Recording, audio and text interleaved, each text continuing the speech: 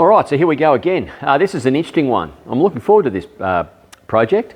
So what we've got here on the left-hand side, we've got a Gen 3, and on the right-hand side, we've got a Gen 4.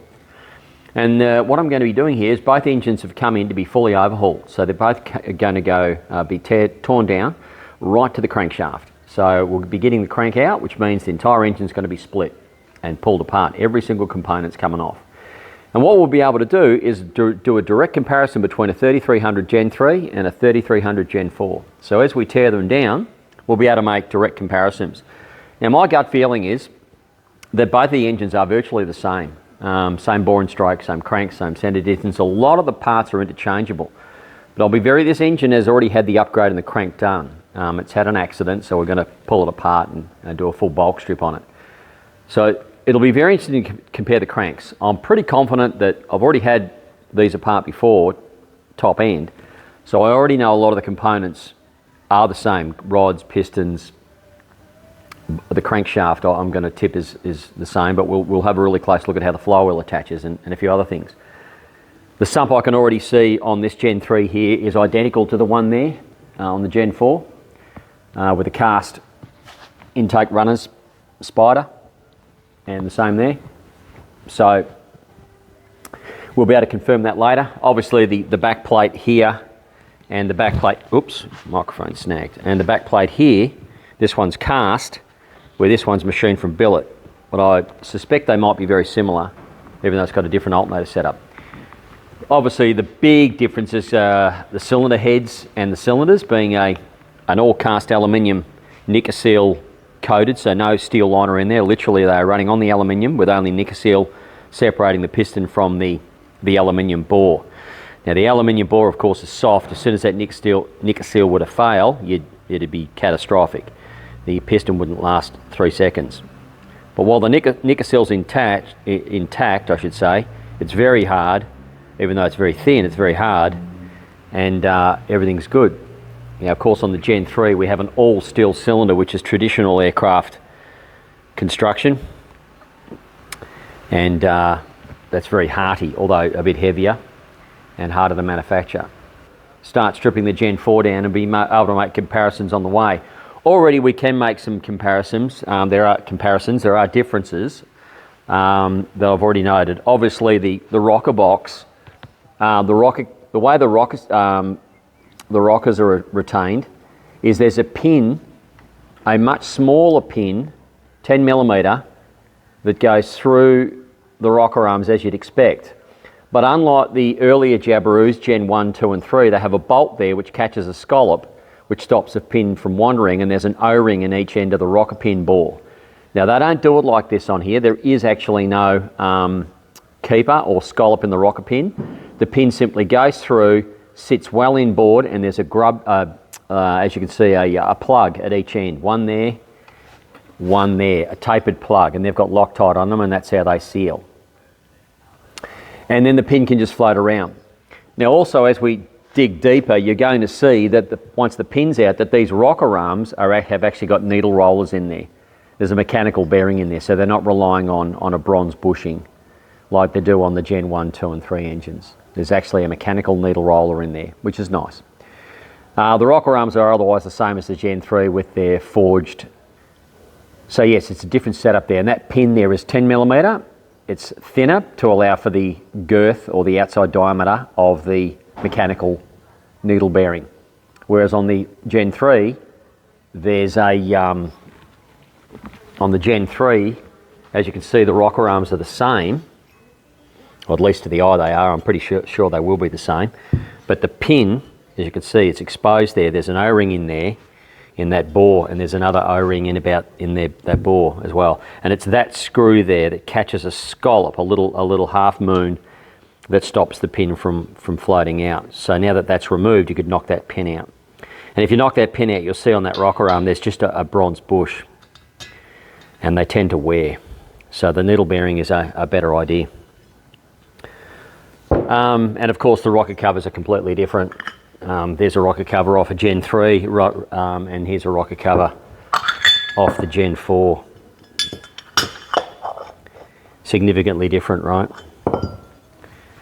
So the whole rocker box is actually wider to allow for this pin to be in here, and then the grub screw, the keeper plugs, threaded plugs on each side to stop the rocker pin from wandering out. The rocker pin's free to rotate.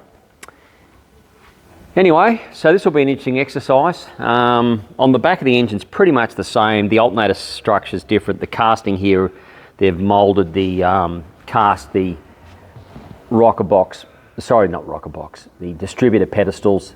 They'd normally be machined from billet, as you can see here. They're billet and a multi-piece unit. So there's the distributor cap base, then the pedestal with the bearing in it, the bush, and then of course that's all bolted through with a couple of bolts here and one on the other side to bolt that through. Well, they haven't got any of that here. All you've got here is the whole pedestal is cast into the gearbox for the distributors, and you've just got the top plate bolted on here onto that. So there's no 3-piece unit, it's just 2-piece, just the whole casting and then that plate there. That plate there will be the same as that plate there on the Gen 3. Obviously the alternator's different. Oh, actually the alternator might be the same looking at it, but certainly the flywheel is different, and this spider plate that holds the stator is different. Pretty much everything. Oh, the rotor buttons are similar, but they've got a screw on the back of them where my finger is here, as opposed to being glued on with a key like the old system does, you see. You've got a key there with glue on it. There's epoxy on there. Where here there's no key, there's actually, it's just a round shaft with a thread in it with a screw that goes in around the back there. Anyway, fuel pump, pretty much it's going to be the same. But we're going to get right into it, so let's pull these engines apart, starting with this one, and then I'll lay that out on this side of the line. So as you can see, I've got my table separated between Gen 3, here on that side, all Gen 3, and everything here is Gen 4. A couple of things here while I'm here. The intake pipes are quite interesting. It's a nice design actually. So the intake pipes have got an O-ring on them now, so no gasket, and that nestles into the head, into a recess, and that gives you your intake seal. And on the exhaust side, similarly, they've got a copper ring, like a copper O-ring, and it does the same thing, except it's obviously more resilient to heat, being copper, and that seals on the exhaust side of the head. So they don't have any bolts per se holding the intake or the exhaust manifolds pipes down. What they have is quite clever. They have this little bridge, and this bridge goes into a bolt under the head there, and when it pulls down, those 4 pads, 1, 2, 3, 4, pull down on these rounds here and pull them into the head and seal via these O-rings here. Same on this side. So basically, if you can imagine, you've got that in between the two. I'm working with one hand, so not easy, but yeah, you've basically got this sort of deal going on. And that pulls into the head and pulls both the manifolds down at the same time. Like that. And like that. So as soon as you take this bridge plate off, which is a steel forging, as soon as you take this off, these pipes are free to come away. So no pesky bolts trying to get up there with that skinny little Allen key to try and get all those bolts out. That in itself is very convenient, a good design that. I think that's a really good idea. Anyway, there'll be plenty more of that sort of stuff as we dig into it. The starter mode is the same. Right, everything else is, a lot of it's going to be the same. But we won't know until we really dig into it. So without any further mucking around, this video is already 10 minutes as the intro. So I may not do too much technical stuff on this video from here, but in the next one, I will, starting from now. Righto, take it easy.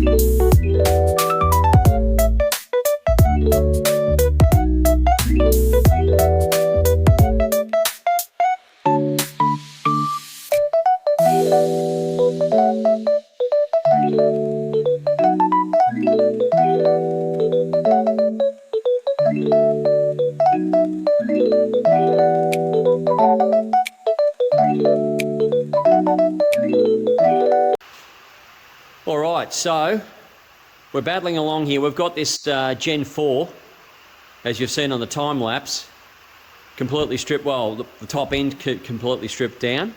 There it is, all over there. And I'll go through each piece in a minute, or in the next video, about the differences between the Gen 4 here, or Gen 4 on this side, and Gen 3 on this side. But right now, I'm pissed off because we've got these rotor buttons, these later Gen 4 rotor buttons, which have got a screw here. They've been effing Loctited in, and we've got heat on there and good quality Phillips screwdrivers, and mate, they are not coming out. Why would you have to use Loctite to hold the rotor button screws in? They're going nowhere. Now we have to destroy that screw to get the rotor button out, because that is just stripping, and I'm using heat, and the Loctite is not budging. It's moving slightly, but we're not going to get there.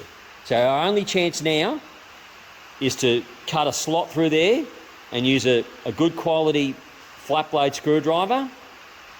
And if that fails, we're going to have to smash them off, or we're going to have to somehow grind the head of that off, which is probably going to mean destroying the rotor buttons anyway. But one way or another, we'll get that screw out, but it might mean destroying the rotor buttons, which is really frustrating. But anyway, we won't give up yet. We'll put a slot in there and a slot in there. We'll use some more heat and try to get them out. But for fuck's sake, why use Loctite on rotor buttons? In fact, the engine's got Loctite. I understand what Loctite's for. I get it. Yeah, it's to stop screws from coming undone, but there's a time and a place. Every single screw in this engine, including the conrod bolts, has been Loctited. I can live with that. But this is just over the top. Everything is a shit fight. We're going to have to tap and clean every single thread to get all the remnants of the Loctite out. It's been actually a frustrating teardown because everything has been glued together. Anyway, I'll deal with this now. You're going to see on the time lapse me and Dave swearing at each other, and we'll see if we can get these off. It's going to be careful. You're going to shear the head off. That wouldn't be a bad thing. Oh, no, I'll be fucked. Dave, I'll have to smash the rotor buttons. I'll smash the rotor buttons off. It's the worst case scenario. Jump out of the camera. And I think what I'll do is I won't use that, Dave. I think I'll run a grinder, cut a nice big slot here. I won't grind the head off. I'm just going to grind a better, a deeper slot, a more heavy slot. Because that won't give me much of a screwdriver, will it, right? I need a slightly bigger slot than that. Right?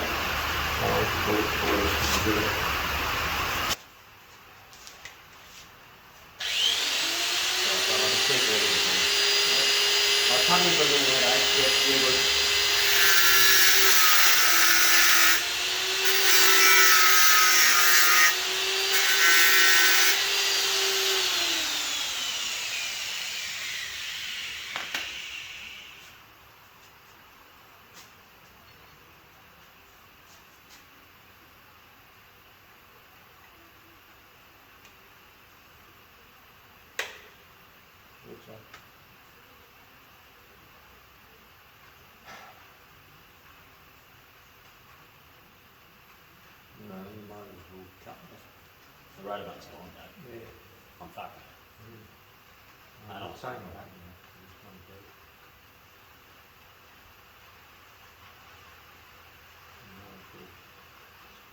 Use the blade and screw it that way and get over it.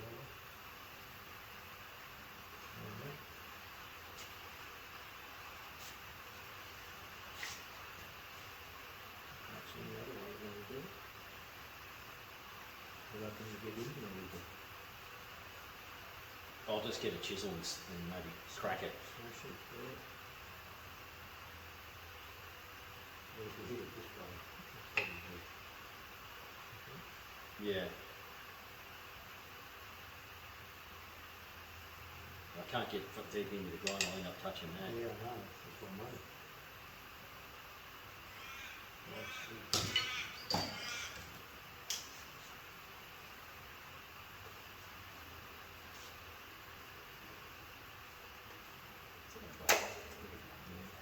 Look.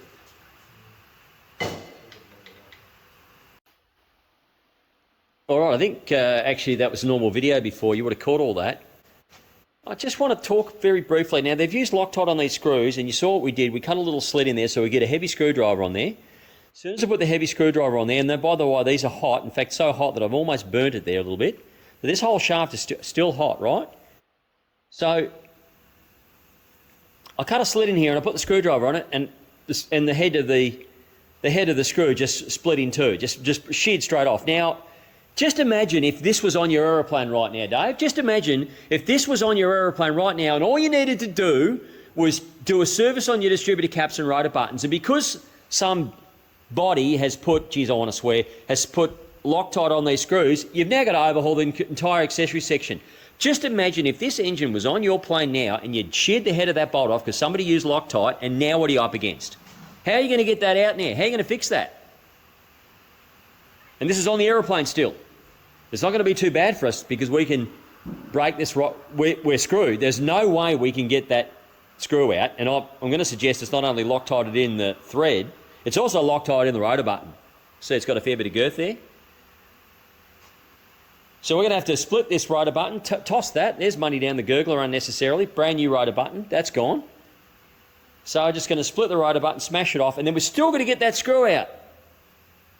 At worst case scenario, if I can't get that screw out of the shaft, I'm going to have to cut it off, file it flush, pull the engine apart, take that shaft out to have electro EDM spark erode the thread away. All because we use Loctite on there. Why? Where's that going? So annoying. It's dumb building. It's just a dumb way to build the motor. I'd never do that.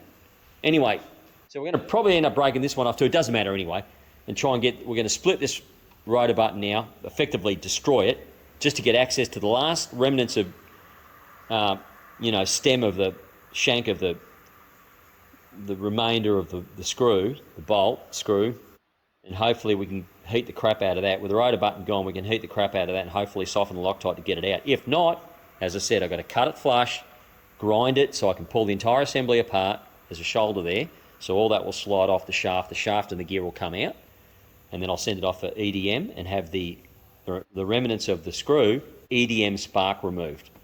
Yeah, great. Right, here's the final act of frustration. This one here, on this side, you can see it's gone. It's short. It's been sheared off. There's the head. There's the slot that I made, right? And I actually was driving that really well. I thought the mistake I made on that one is I might have gone too deep with the slot, and I basically effectively cut the head in half, which made it weak. So this time I was onto that, and so I didn't go as deep with the slot. It was turning. I thought, we might get this one out. Not that it matters because they're both rooted anyway. No, but we didn't get very far because then the head just sheared off. Again, just imagine you're doing a service, you just want to replace the rotor buttons on your 100 hourly or your annual, and you've got two sheared screws in your rotor buttons because somebody decided it would be a good idea to Loctite everything together.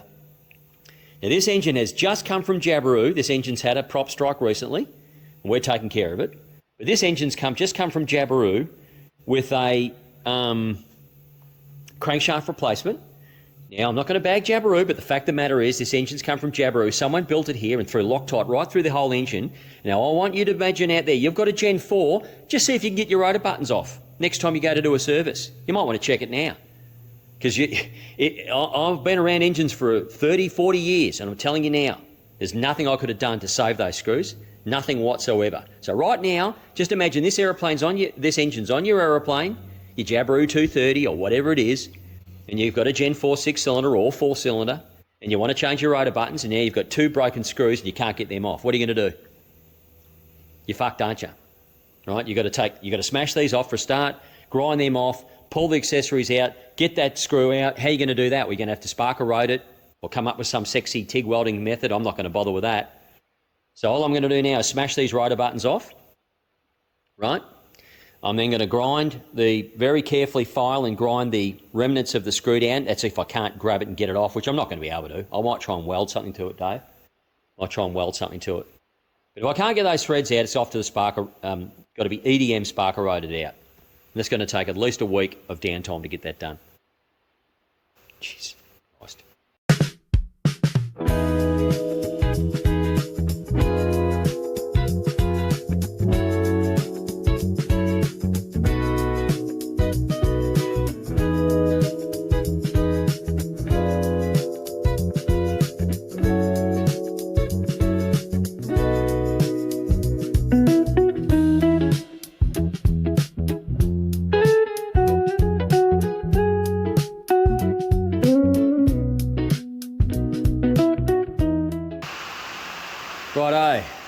Miracles do happen. We got them out. We got both the rotor buttons. We had to smash the rotor buttons to expose a little stub there and there. And then I dropped an M6 nut on there and TIG welded it on with my trusty TIG welder. And you can see there, we got them out. So we TIG welded two 10mm nuts onto the remnants of the shafts. And with the extra heat from the welding, we got them out. There's a little poof to there. So a couple of rotor buttons and some screws, and we can put that back together. Probably replace the seals too, because I got those shafts quite hot. Righto, let's continue.